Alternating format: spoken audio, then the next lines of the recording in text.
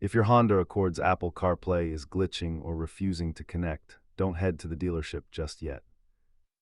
Believe it or not, 85% of CarPlay failures are caused by low quality or damaged charging cables.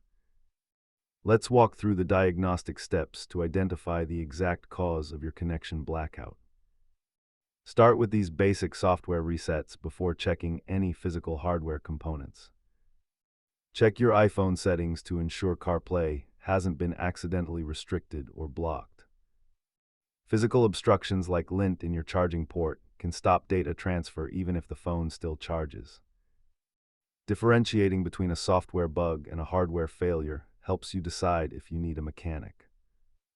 As you can see, the vast majority of issues are solved by swapping the cable or checking settings. If all else fails, a deep system reset of the Honda infotainment unit usually clears the error. Keep these simple tools in your glove box to solve connection issues on the fly. Keeping your iPhone updated is the best way to prevent these glitches from coming back. Now that you're back online, enjoy the drive and subscribe for more Honda troubleshooting tips.